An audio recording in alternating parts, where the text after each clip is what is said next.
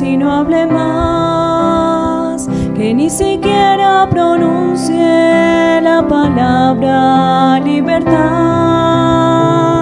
Porque qué libertad ha obtenido el ser humano, si este mundo de hoy de esclavos. Que revisan la historia y que hagan corrección, porque la esclavitud no ha tenido abolición. Hay cadenas y grillos sujetando al ser humano, que tan solo se rompen cuando se acude al Calvario. Y me hizo libre, Cristo me hizo libre, rompió las cadenas de mi esclavitud y me hizo libre, libre por su muerte, libre por su sangre, libre por su cruz.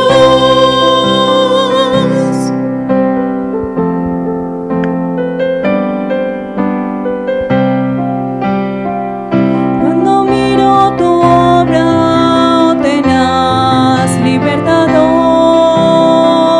quisiste dar al mundo libertad con gran valor. Si vinieras hoy, estarías horrorizado. El mundo está postrado bajo el yugo del pecado. Que suspenda su obra y el escritor no escriba más, hasta que no comprenda lo que es la libertad. Libertad de placeres, de vicios y pasiones, libertad que se obtiene cuando se acude al Calvario. Y me hizo libre, Cristo me hizo libre, rompió las cadenas de mi esclavitud y me hizo libre, libre por su muerte, libre por su sangre, libre por su cruz y me hizo libre, Cristo me hizo libre, rompió las cadenas de mi esclavitud y me hizo libre, libre por su muerte, libre por su sangre, libre por su cruz, libre por su sangre, libre por su cruz.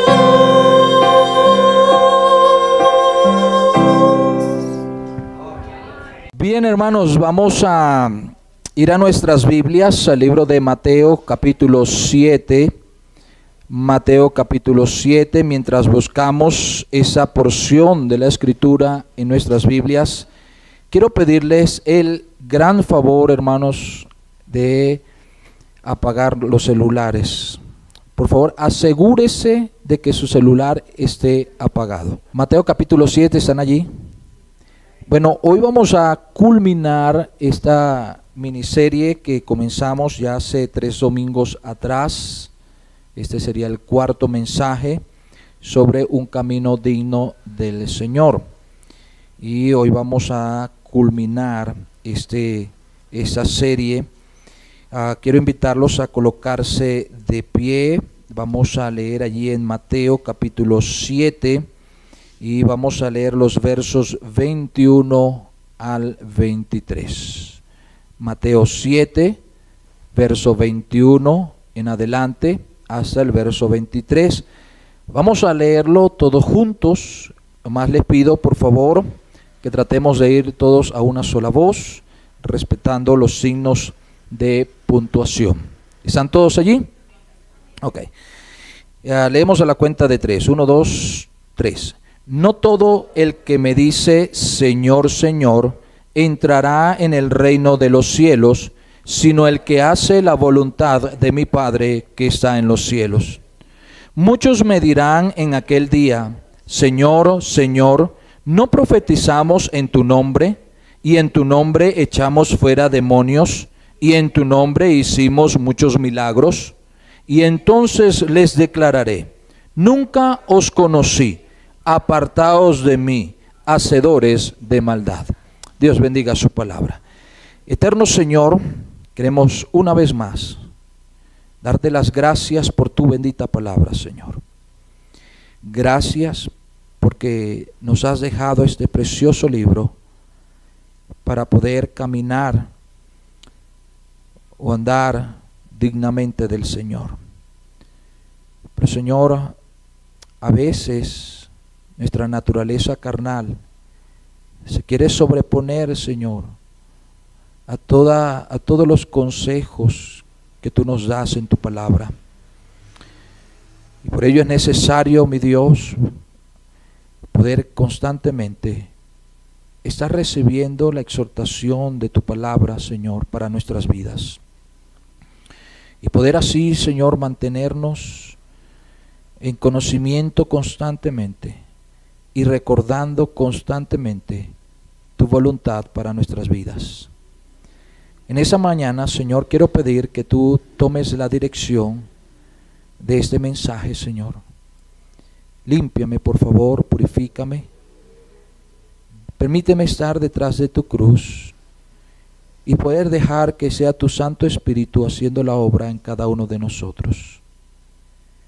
Señor, si hay alguien que no te conoce, que sea tu Santo Espíritu poniendo convicción de pecado en su vida y que pueda venir a tus pies en obediencia. Dejo todo esto en tus manos, rogando que me uses con tu poder para predicar tu palabra. Ayúdame, Señor, a ir desarrollando el mensaje con claridad. Dame fluidez de palabras y claridad de pensamiento, Señor, para expresarme, mi Dios. Me pongo en tus manos y también te ruego, Señor, que tu Santo Espíritu haga la obra en los corazones de mis hermanos para trabajar en sus vidas, Señor. Gracias por escucharnos, Señor. Y bendice este tiempo en el nombre de Cristo Jesús. Amén. Amén. Pueden tomar asiento, hermanos.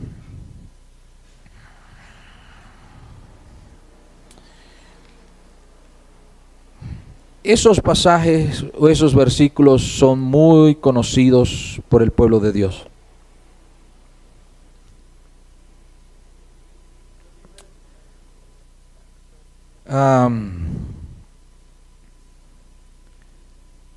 Algo que debemos resaltar desde un principio es el hecho de que lo importante no es hacer cosas en el nombre del Señor, sino el estar seguros de hacer la voluntad del Padre Celestial. Recuerde que es el Señor Jesucristo quien está dando este sermón. Es el mismo Señor Jesucristo quien resalta el hacer la voluntad del Padre. Es el mismo Señor Jesucristo quien resalta que la voluntad del Padre debe ser cumplida. En el libro de Filipenses capítulo 2, verso 8, podemos encontrar que el mismo Señor Jesucristo nos enseña que Él fue obediente en cumplir el plan eterno de Dios, su Padre.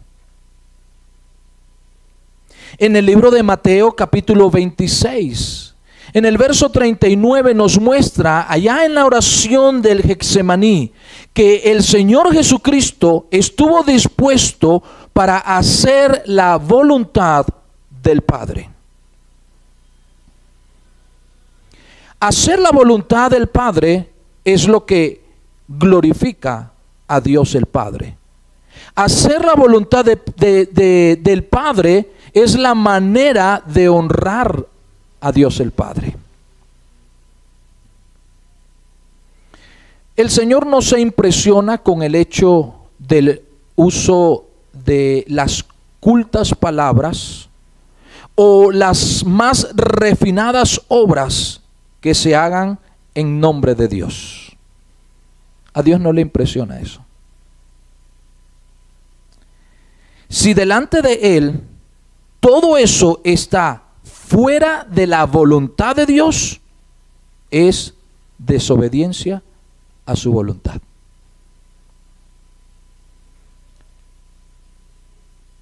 En Primera de Samuel, capítulo 15, verso 1, no vaya para allá, escúcheme, nos enseña que Samuel, cuando se acercó a Saúl para ungirle como rey, le dijo estas palabras: está atento a las palabras de Jehová.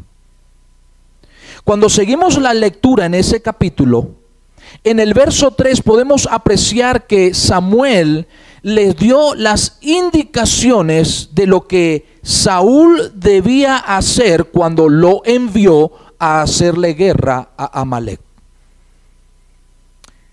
El Señor le dijo: no te apiades de nada.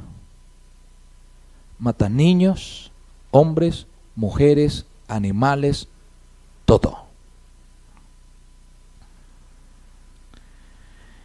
La desobediencia de Saúl a las palabras de Dios, por el hecho de querer hacer sacrificio a Dios con parte del botín que tomaron de los de Amalek, causó gran pesar a Dios y causó el ser desechado por Dios como rey.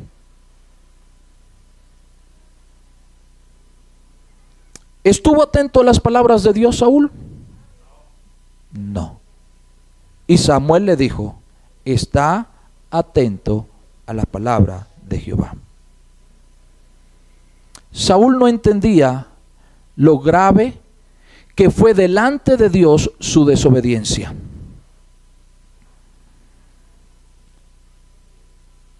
Él desobedeció la voluntad de Dios el Padre.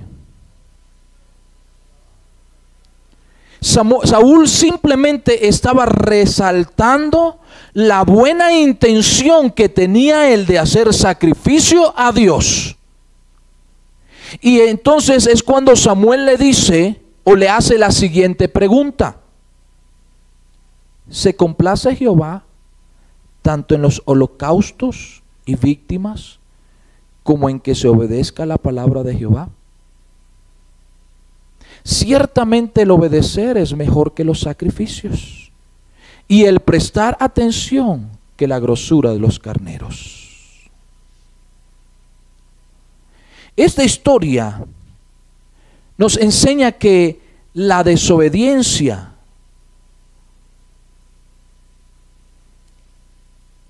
desobedecer la voluntad de Dios es como desechar la palabra de Dios. Es como no prestar atención a la palabra de Dios. Es el no estar atento a lo que Dios dice en su palabra. Lo segundo que apreciamos en esta historia del rey Saúl es que al rey Saúl le preocupaba más la apariencia de los príncipes del pueblo que lo que Dios pensaba sobre su persona.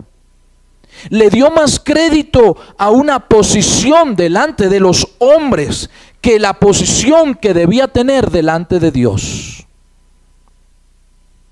En el verso 24 de 1 de Samuel 15,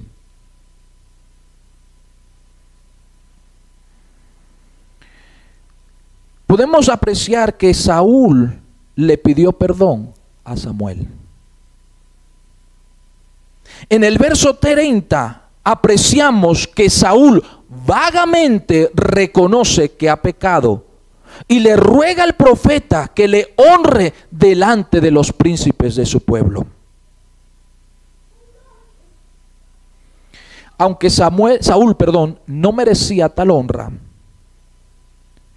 el hecho de que el profeta Samuel haya ido era por la posición en la que después de todo fue Dios quien lo puso a él como rey, y de esa manera podía evitar la vergüenza de la destitución ante el pueblo.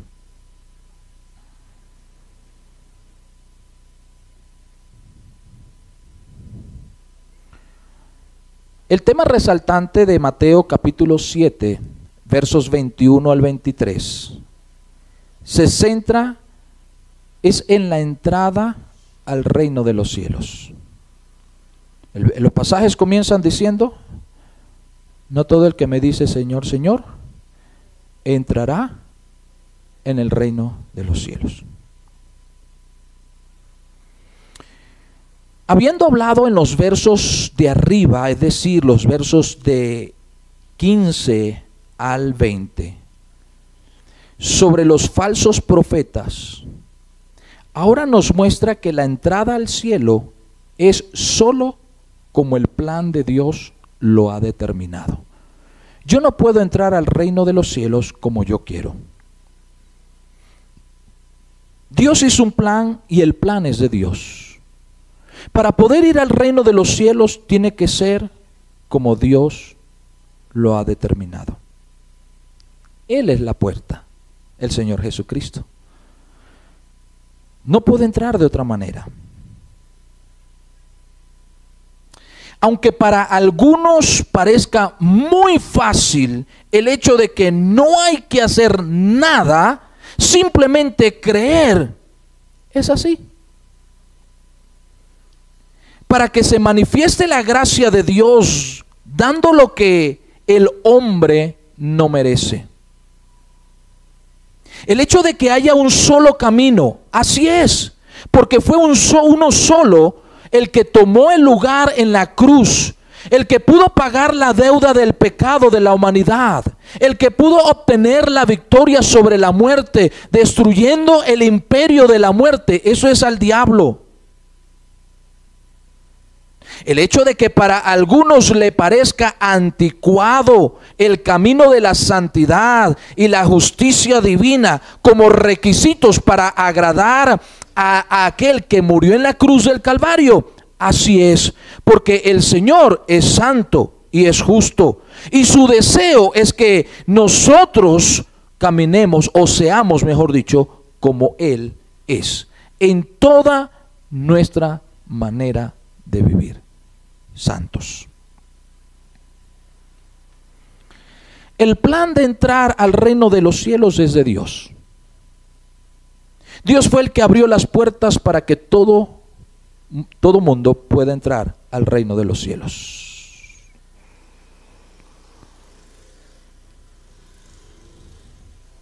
Y aunque el deseo de Dios es que todos procedan al arrepentimiento y puedan gozar de la vida eterna, no hay concepción alguna en las Escrituras otorgando permiso para que hayan caminos alternos al único camino que conduce a la vida eterna.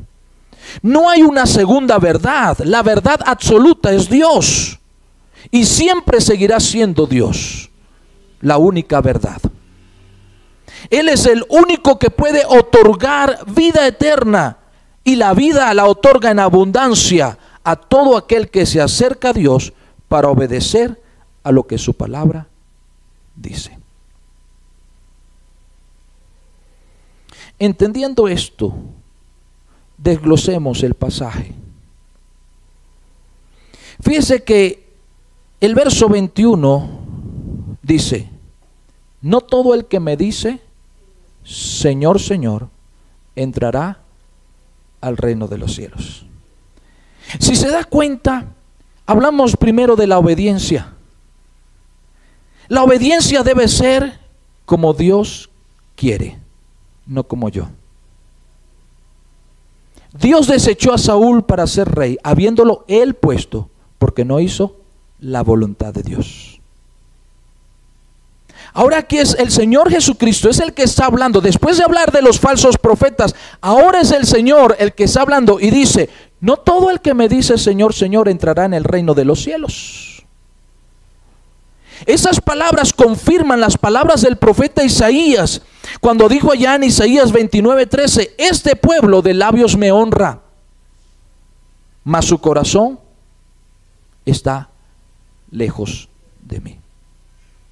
La razón es porque el temor de los hombres no es Dios definitivamente.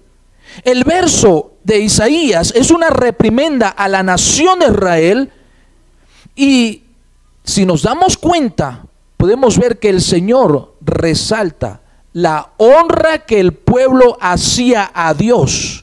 Una honra que era algo que nacía o salía o provenía simplemente de un corazón lejos de Dios. No era un corazón verdadero, no era un corazón justo, no era un corazón santo, no era un corazón limpio, no era un corazón obediente, no era un corazón rendido, no era un corazón entregado a Dios, no era un corazón consagrado al Señor. Por eso el Señor dice a través de Isaías: este pueblo me honra nada más de labios.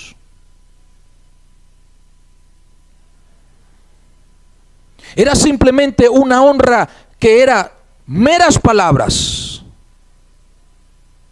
donde quizás algunos pensaban que por la elocuencia de las palabras podían cambiar su condición delante de Dios, la condición de su corazón delante de Dios. Y mi querido hermano, eso no es así. El único que puede cambiar el corazón o la condición del corazón es Dios mismo. No todo el que me dice Señor, Señor entrará en el reino de los cielos. Luego, la frase nunca os conocí, en el verso 23, nos deja saber, mi querido hermano, acerca de la relación cercana que cada hombre personalmente debe tener con el Señor. Este debe ser conocido por el Padre y solo puede lograrse por medio del Hijo. En 2 de Corintios capítulo 6 verso 18 habla de una relación de padre e hijo. 2 de Corintios 6, 18: yo seré para vosotros padre y vosotros me seréis hijos e hijas, dice el Señor. Habla de esa relación que Dios ha querido tener con cada ser humano. Una relación de padre e hijo, una relación de confianza, una relación donde el hijo puede reconocer la autoridad del padre sobre su vida. Una relación que debe ser conocida en ambas direcciones, donde el hijo sabe quién es su padre y donde el padre sabe quién es su hijo. Pero todo el mundo dice que Dios es su padre. La pregunta es si Dios el Padre le reconoce como hijo. Es una relación donde el Padre Celestial es quien otorga la potestad de ser hechos hijos de Dios cuando el hombre reconoce y acepta a Jesucristo, el Hijo de Dios, como su Señor y Salvador. Es lo que dice Juan 1:12. Mas a todos los que le recibieron, a los que creen en su nombre, les dio potestad de ser hechos hijos de Dios. No todo el que me dice Señor, Señor entrará en el reino de los cielos. Y el Señor les dirá: nunca os conocí. Luego encontramos la frase apartaos de mí en el verso 23. Nunca os conocí, apartaos de mí. Esta frase es una sentencia reservada para incrédulos. En Mateo capítulo 25 verso 41 dice: entonces dirá también a los de la izquierda: apartaos de mí, malditos, al fuego eterno preparado para el diablo y sus ángeles. Esta sentencia se oirá en el tiempo donde Dios separará a sus hijos de los que no fueron hijos de Dios. por haber rechazado la gracia de Dios, por haber rechazado su palabra. Y es que Dios no permite su presencia, en su presencia, a tales personas, aquellos que nunca ha conocido. Luego encontramos la frase hacedores de maldad. Esa frase nos da la clave y nos da claridad de la severidad de estas palabras dadas por el Señor Jesucristo en el Sermón del Monte. La palabra anomía, de donde se traduce la palabra maldad, significa ilegalidad, es decir, violación de la ley establecida. Esa palabra describe a aquellos quienes vivieron o quienes viven en contra de la ley y fuera de la ley establecida. ¿Quién ha dado la ley? Dios. No todo el que me dice Señor, Señor entrará en el reino de los cielos. Y el Señor les dice: nunca os conocí, apartaos de mí, hacedores de maldad. Apartaos de mí, aquellos que vivieron lejos de la ley. Apartaos de mí, aquellos que vivieron en contra de la ley que establecí. En otras palabras, nunca conocieron la autoridad, o reconocieron, mejor dicho, nunca reconocieron la autoridad del Rey de los cielos y de la tierra. Para ellos la oración de Mateo 6:10, cuando dice: venga tu reino, hágase tu voluntad como en el cielo, así también en la tierra, no son creíbles ni mucho menos aceptables para someternos a la voluntad de Dios. Pero ¿cómo son citadas?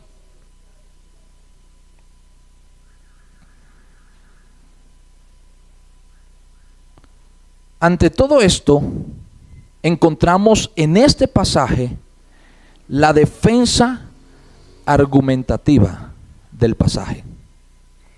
Verso 22 dice: muchos me dirán. El Señor está diciendo, está declarando: no todo el que me dice Señor, Señor entrará en el reino de los cielos. Y entonces comienza la defensa: muchos me dirán en aquel día, Señor, Señor, profetizamos en tu nombre.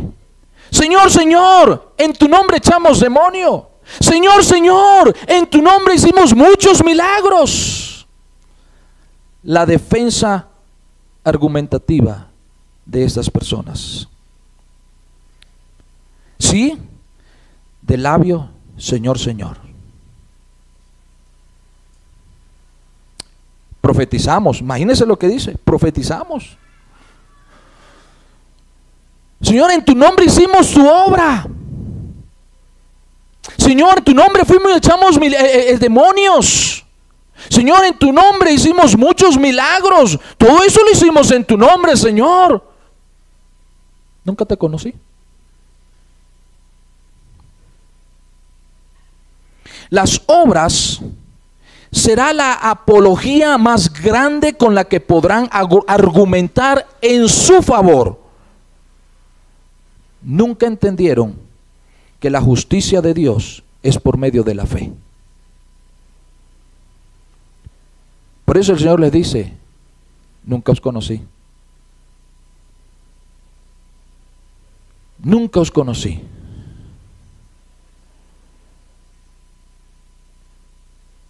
Esa respuesta del Señor, nunca os conocí, declara lo más importante para Dios. Es una relación de padre e hijo. En la misma defensa que ellos utilizarán para defenderse delante de Dios, tomando los argumentos, diciendo: Señor, Señor, en tu nombre hicimos esto. Señor, Señor, en tu nombre hicimos esto otro. La palabra Señor o el nombre Señor, Señor argumenta en contra de ellos. Aquellos que se esforzaron por hacer obras con las que buscaban ser justificados, Allá en el libro de Juan capítulo 13, verso 13 dice: vosotros me llamáis Señor, Maestro y Señor, y decís bien, porque lo sois. Cuando ellos dirán, Señor, Señor, ellos están reconociendo que Él es la única autoridad. Pero el asunto es que nunca le confesaron como la autoridad de sus vidas. Nunca aceptaron al Señor como el único Señor de sus vidas.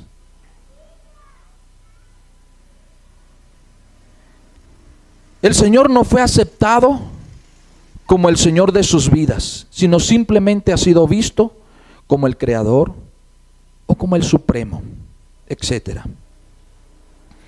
Pero no aceptado como el Señor y Salvador, para ser honrado como debía en sus vidas.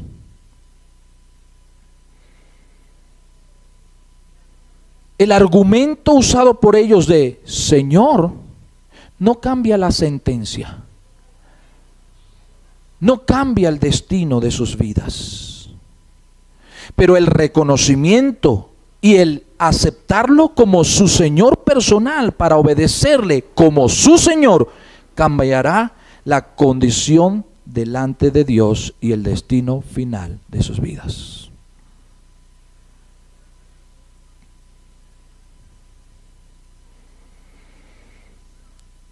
En Primera de Pedro, capítulo 1, verso 15, dice: como hijos obedientes, como hijos obedientes. Esta declaración de obediencia en los hijos de Dios en este pasaje de Primera de Pedro nos deja saber que los mandamientos de Dios son para guiarnos a seguir el ejemplo de vida de Cristo Jesús, comenzando con la santidad que la vida de cada uno de sus hijos debe reflejar delante de los demás. Pero la defensa argumentativa de este tipo de personas, Señor, Señor, habla de lo que hicieron en el nombre de Dios, mas no refleja la vida que solo se puede vivir en Cristo. Señor, Señor, hicimos, echamos, profetizamos, pero el Señor nunca los conoció.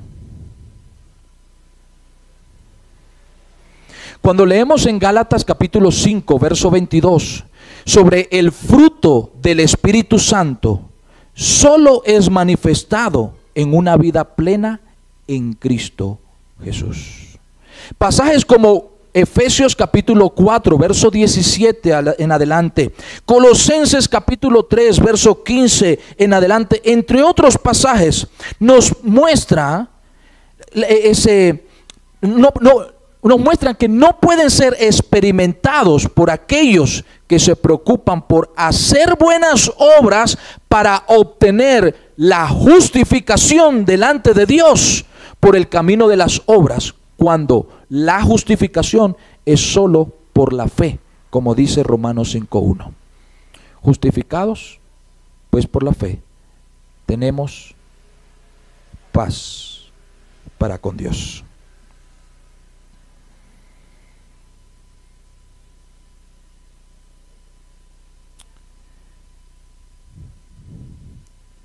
En el libro de Mateo, capítulo 21, verso 28 al 32, allí encontramos la parábola de los dos hijos. El primero se acercó a su padre y le dijo, hijo, ve hoy a trabajar en mi viña. La respuesta de este hijo fue, no quiero. Luego, dice la Biblia, se arrepintió. Pero la pregunta es, ¿de qué se arrepintió? Después de el arrepentimiento, este hijo fue a hacer la voluntad de su padre. Luego dice la Biblia que se acercó su otro hijo y el padre le dijo las mismas palabras: hijo, ve a trabajar hoy en mi viña. Este segundo hijo le dijo: sí, señor, voy. Pero no fue. La pregunta del Señor después de haber contado esta parábola fue: ¿cuál de los dos hijos hizo la voluntad del Padre? La respuesta de los oyentes fue: el primero. ¿Es correcta? Sí. Fíjese esto, la parábola resalta que lo más importante es la obediencia a la voluntad del Padre. Y que lo era tanto para el Padre como para el Hijo. Para el Padre es importante el que sea obedecido. Para el Hijo es importante el obedecer.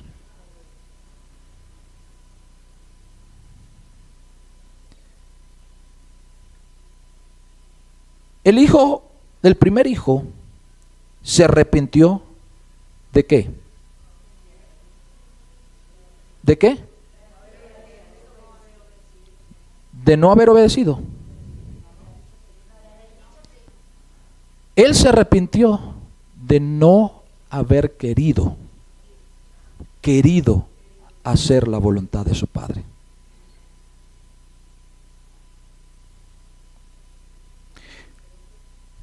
Señor, en tu nombre hicimos, en tu nombre echamos, en tu nombre profetizamos. El Señor dijo: nunca os conocí, nunca los conocí. Pero ellos estaban argumentando de aquellas cosas que hicieron para Dios. Pero es que la voluntad de Dios es que ellos pudieran reconocer al Dios, al único Dios, como el Señor de sus vidas. En primer lugar, no el hacer obras para ser justificados. Y es por eso que el Señor habla de esa parábola de estos dos hijos. El primero dijo: Señor, no quiero. El segundo dijo: sí. El segundo reconoció la autoridad. El segundo reconoció que era el padre que estaba pidiendo eso. El segundo pudo reconocer que el deseo o la voluntad del padre era que él fuera a su viña a trabajar.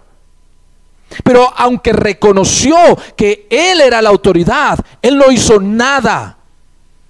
Él no hizo la voluntad de su padre. El otro no quería hacer la voluntad del padre. El otro le dijo: no quiero. Pero se arrepintió. Se arrepintió de no haber querido hacer la voluntad de su padre. Y es entonces cuando, después de haberse arrepentido, fue y hizo la voluntad.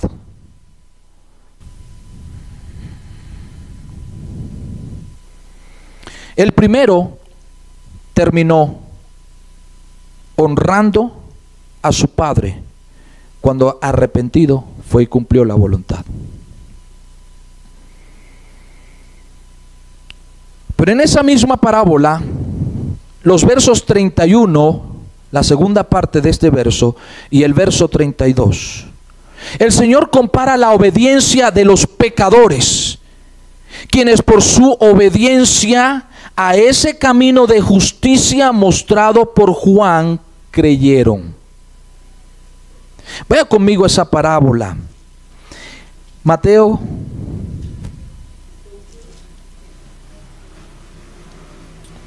...21... verso 28 en adelante. Yo quiero leer el verso 31. Dice: ¿cuál de los dos hizo la voluntad de su padre? Dijeron: el primero. Jesús le dijo: de cierto os digo que los publicanos y las rameras van delante de vosotros al reino de Dios. Porque vino a vosotros Juan en camino de ¿qué? Y no le creísteis. Y no le creísteis. Dice, vino a vosotros Juan en camino de justicia. Esa parábola nos enseña, mi querido hermano, sí, el hecho de que el hombre debe hacer la voluntad del Padre. Pero cuando analizamos estos últimos versículos, sobre todo cuando dice, porque vino a vosotros Juan en camino de justicia. Aquí el Señor mete a Juan, a un justo. Aquí el Señor mete a un creyente. Aquí el Señor mete a un hijo de Dios. Aquel que vino delante del Señor a preparar el camino. Pero dice la Biblia que él vino en camino de justicia. Es decir, la vida de Juan estaba reflejando la santidad de Dios. La vida de Juan estaba reflejando el camino que el Señor quiere que su pueblo refleje. Y es entonces cuando el Señor le dice, vino Juan en camino de justicia y ustedes no le creyeron. Es en donde nosotros debemos ponernos a pensar y decir, es decir, qué importante es para Dios y para este mundo que yo pueda vivir un camino de justicia que glorifique el nombre de Dios en primera instancia y que el mundo pueda ver a Cristo. Sí, va a haber gente que va a decir, Señor, Señor, en tu nombre hicimos milagros, en tu nombre echamos fuera demonios, en tu nombre profetizamos. Pero mi querido hermano, el Señor lo que quiere es tener una relación estrecha con cada persona de padre a hijo. Y usted y yo que tenemos a Cristo, usted y yo que conocemos a nuestro Padre Celestial, que sabemos que ha hecho de nosotros sus hijos, que ahora vivimos para Él, debemos obedecerle haciendo su voluntad.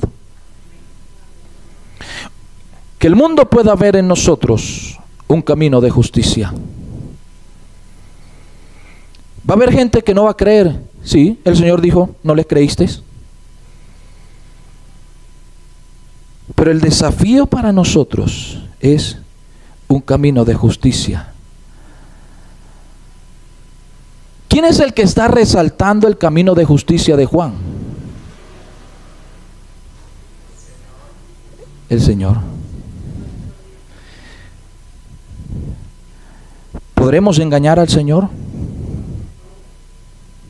No. Por eso en el Sermón del Monte el Señor dijo, si vuestra justicia no fuere mayor que la de los escribas y fariseos.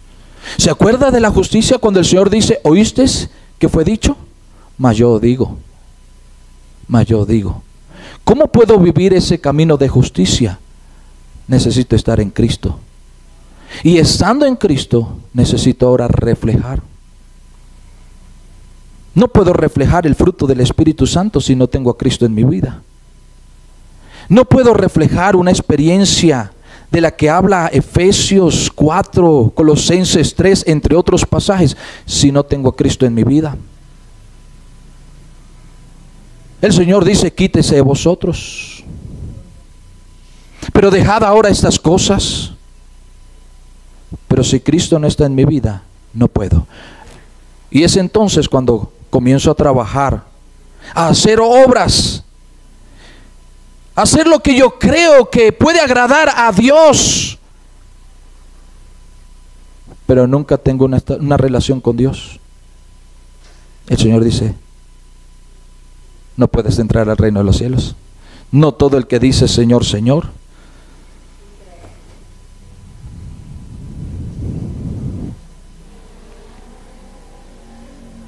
La parábola termina diciendo, y vosotros, viendo esto, no os arrepentisteis después. ¿Para qué? ¿Para qué? Ahora, présteme atención acá. Ahí está el padre. Y viene el primer hijo y le dice, hijo, ve a trabajar hoy en mi viña. El hijo le responde, no quiero, padre. Se fue. Llega el otro hijo y le dice la misma manera, hijo, ve a trabajar hoy en mi viña. Sí, Señor, voy. El primero se arrepintió de no haber reconocido la autoridad de su padre, quien lo estaba mandando. Él no estaba honrando a su padre. Sí, él no quería. Y decimos, bueno, él fue sincero y no quiso. Le dijo, padre, yo no quiero. Pero el otro le dijo, sí. Pero ¿de qué se arrepintió el primero? De no reconocer la autoridad de su padre para hacer la voluntad de su padre. Cuando entendió eso, él fue y hizo lo que su padre le pidió. El otro, aunque reconoció la autoridad, no fue. Ahora el Señor dice, viendo esto, ¿no os arrepentís? ¿Qué era lo que el Señor estaba citando que ellos estaban viendo?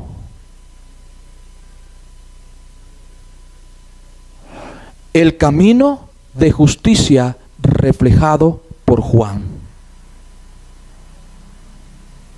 El Señor, fíjese que aquí está hablando, pero estamos hablando de aquellos que dicen, Señor, Señor. ¿Cuánta gente nosotros conocemos y hemos sabido de que dicen Señor, Señor? Y los criticamos, hablamos mal de ellos, hasta a veces nos enojamos.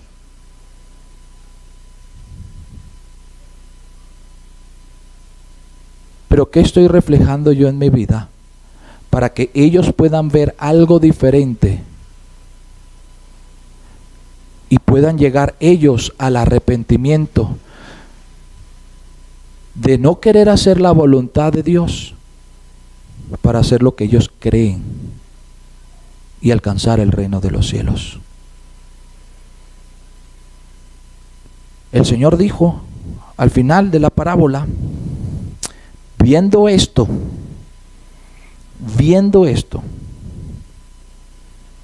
no creísteis. Nos muestra dos cosas este final de la parábola. Uno, la rebeldía de quienes toman un camino de obras para querer alcanzar el reino de los cielos sin querer tener una relación con el Padre Celestial, que solo puede ser iniciada a través del Hijo, el Señor Jesucristo. Y lo segundo es la necesidad del camino de justicia que debe ser reflejado por los hijos de Dios, para que los que no creen por la palabra puedan creer por lo que ven. Es por eso que Pedro les habla a las hermanas, hablando acerca de la sujeción. Pero dice, para que puedas alcanzarlo sin palabras, calladita, con la sujeción. ¿Quién es el único que nos puede dar gracia para sujetarnos? Es Dios. Es Dios.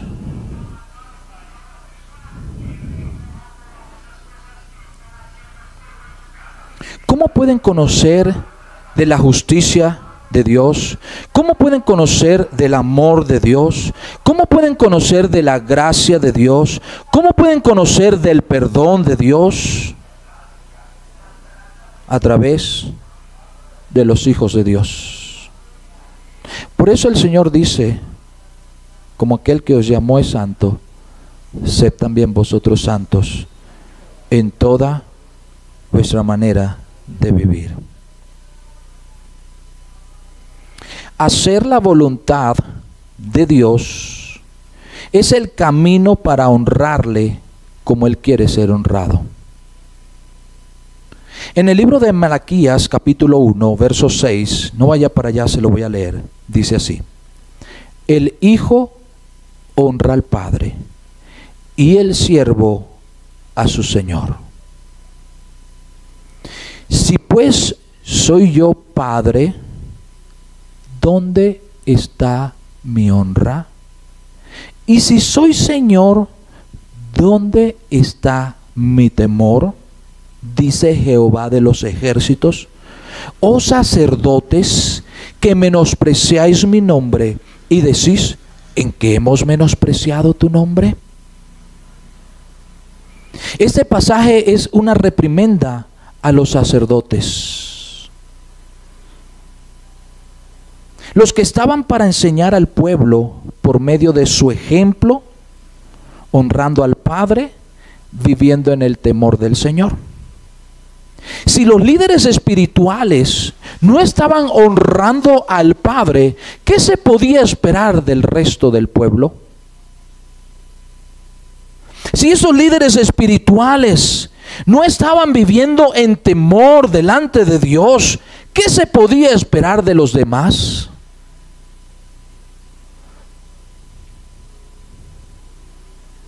Viendo esto, no os arrepentís. Si vuestra justicia no fuere mayor que la de los escribas y fariseos, entonces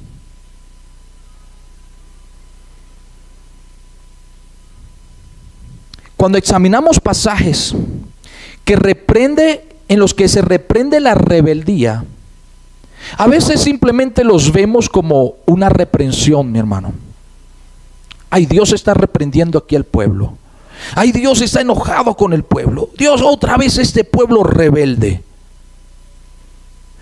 Pero déjeme decirle lo siguiente. Cada uno de esos pasajes no solamente hablan de la rebeldía y la reprensión por la rebeldía.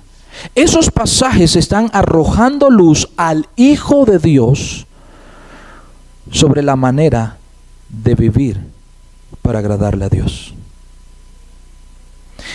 Malaquías, ejemplo, está reprendiendo, al pueblo, a los sacerdotes, pero a la misma vez me está enseñando a mí que si Dios es el Padre, Él debe ser honrado. A la misma vez me está enseñando a mí que si Dios es mi Señor, yo debo vivir en temor. Me está arrojando a mí luz de cómo yo debo vivir para Él. No es simplemente una reprensión, no es simplemente resaltar la rebeldía del pueblo o del rebelde. Dios me está diciendo cómo debo vivir. No todo el que me dice Señor, Señor. Dios es nuestro Padre. Él debe ser honrado.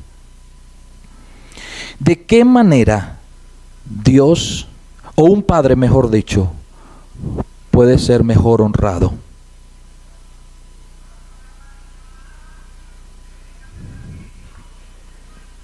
Hijo, ve a trabajar en mi viña. No quiero, padre. Hijo, ve a trabajar en mi viña. Sí, Señor, yo voy. ¿Quién honró al Padre? ¿El que dijo, sí, Señor? ¿O el que hizo la voluntad de su Padre? El que hizo. Aunque no quería, fue y lo hizo. ¿Cuántas cosas Dios nos pide como Padre? Hijo, deja esto.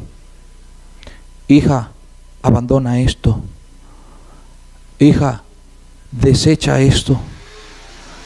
Hijo, apártate de esto. ¿Cuántas veces Dios nos pide que hagamos cosas que están dentro de la voluntad de Dios? ¿Cuántas veces decimos, yo no quiero? No, Señor, yo no quiero. A mí me agrada esto.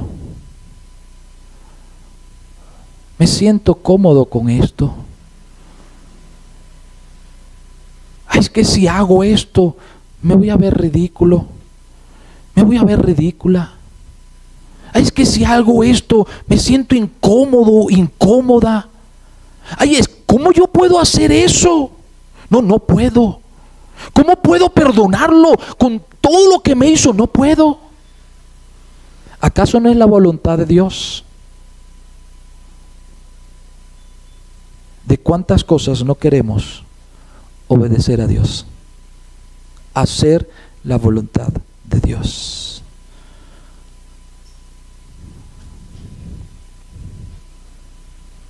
Y tenemos que arrepentirnos si queremos honrar a nuestro Padre. Si Él es mi Padre, ¿dónde está la honra que le estoy dando? Si Él es mi Señor, ¿dónde está el temor que debe estar en mi corazón?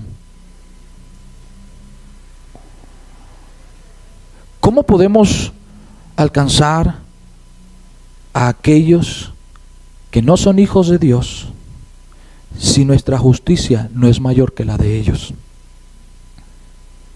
Si no estamos reflejando un camino de justicia como lo hizo Juan. Si ellos no creen por ver ese camino de justicia, ellos delante de Dios. Pero si ellos no están viendo un camino de justicia en nosotros, tenemos mayor culpa. Porque se supone que yo soy hijo de Dios, a quien yo le debo honra. Pero como decíamos en semana pasada, aceptamos a Cristo, entramos por la puerta estrecha, iniciamos el camino angosto, pero con nuestra mirada en el camino ancho. Y comenzamos a llenar nuestro corazón de deseos del camino ancho. Cuando el Señor nos dice, poned la mira, buscad las cosas, quítese de vosotros, dejad vosotros, despojaos del viejo hombre.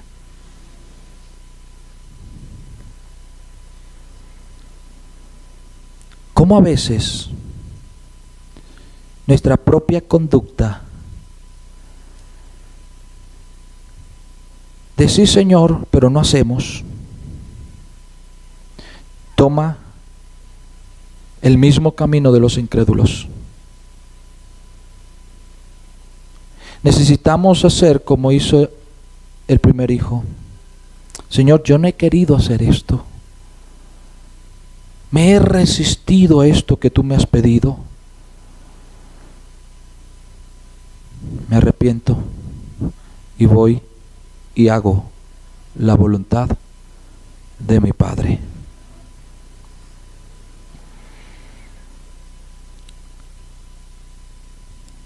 Pablo le escribió a los hermanos de Tesalónica que la voluntad de Dios es vuestra santificación. Le escribió a la iglesia de Colosa, dejándole saber la importancia de ser llenos del conocimiento de la voluntad de Dios, para que pudieran andar como es digno del Señor, agradándole en todo, llevando fruto en toda buena obra y creciendo en el conocimiento de Dios.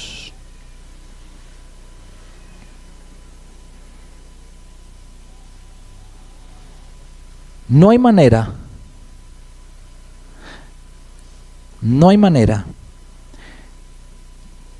de agradar a Dios si no estoy dispuesto a hacer su voluntad. No hay manera. ¿O acaso aquí habrá algún padre que se sienta agradado cuando su hijo le desobedece? Igual es Dios. Igual es Dios. Las cosas no deben ser hechas a nuestra manera, sino a la voluntad de Dios. Vamos a orar.